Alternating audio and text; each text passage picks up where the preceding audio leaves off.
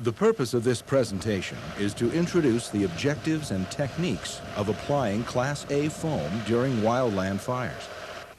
Foam applications can be successful if you remember 4 rules of thumb. 1. In most applications, techniques are the same as with plain water, but productivity is higher. In mop-up, for example, common water nozzles can be used at typical water flow rates. Using foam this way results in more area treated and fewer rekindles than the same applications of plain water. 2. Match the water flow to the task. The objective for direct attack applications is to exceed the critical flow rate. That is, flow enough water as foam to absorb heat faster than the fire is producing it and extinguish the fire. Flows well above the critical rate will complete extinguishment sooner. During mop-up, give foam a chance to perform. Avoid applying too much. 3.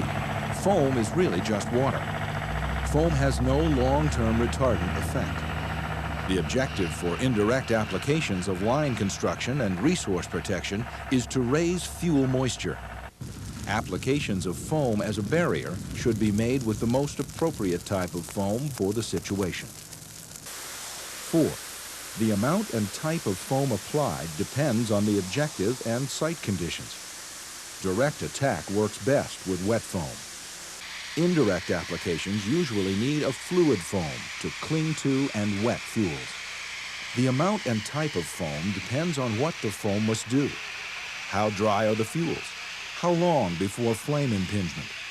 Other considerations include drying influences such as wind, low humidity, high air temperature, and exposure to radiant heat from fire or sunlight. For direct attack, take advantage of foam's ability to wet and cool fuels well after you have moved on to other hotspots. This foam has many bubbles to absorb heat and to hold water on the fuel for extended cooling. One approach to low-intensity fires is to apply high-humidity air. A compressed air foam system produces this application of foam solution with a water flow of 1 gallon per minute. Mop-up is often a continuation of knockdown and control. A foam blanket applied during flame knockdown begins the mop-up phase as it drains out. Mop-up can be done with the close assistance of a tool. It's important to produce a foam that will drain rapidly. Thick, dry foam merely forms a lid on deep-seated heat. A new approach to mop-up is to maximize the action of the foam as a penetrant and vapor barrier. Before the fire becomes deep-seated, simply cover the ground with a blanket of foam as quickly as possible. The foam extinguishes most smoldering fire, reducing the risk of escape. Pockets of heat reveal themselves with smoke rising up out of the foam. These can often be treated with a tool, using the residual foam and wet soil as water sources.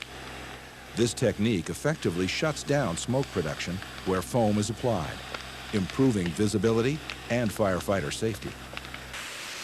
Resource protection with foam means raising fuel moisture and putting water between the fire and the exposure. Resources located on the ground can be covered with foam. Snags, seed trees, or other individual trees can be treated and saved. Sensitive areas such as riparian zones, reproduction, archaeological sites, and critical habitat can be treated for protection from adjacent, prescribed, or wildfire. These applications are successful when the ignition strategy places fire against the exposure while the exposure is still wet and covered with foam. Foam can be used to construct control lines during wildfires and prescribed fires. Allow time for the foam to wet burnable material prior to firing out. Take control of when fire burns up to the exposure by igniting against the foam line. Allowing fire to run into the foam line can be successful, but risks burn through from below or above as the foam dries out. Medium and high expansion aspirated foams can be used to build control lines downhill. This application was made from the ridgetop with 1 nozzle in about 30 minutes. Since foam allows you to put water on an exposure and leave it there, Structure protection tactics with foam include applications to more than one dwelling by a single engine. The objectives are to treat ember traps and to create a heat sink. When time is short, pump and roll applications can be effective. When time is available, hose work is used for more complete coverage. Notice the fluid foam type that holds to surfaces, but is also draining enough to get exposures wet. Aerial delivery of foam is designed to meet the need on the ground. Salvos are made for hot spotting and initial attack. The foam arrives wet and frothy. Humidity within a canopy increases. Trail drops are made to secure or support flanking operations. The delivered product may be solution, wet, or fluid foam.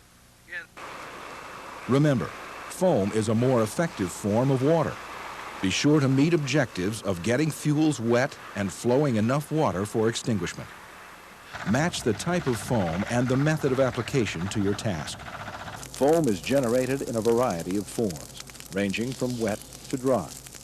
Each type of foam and each foam generator has a place in the wildland fire equipment arsenal. Success depends on delivering a type of foam that is appropriate for the objective.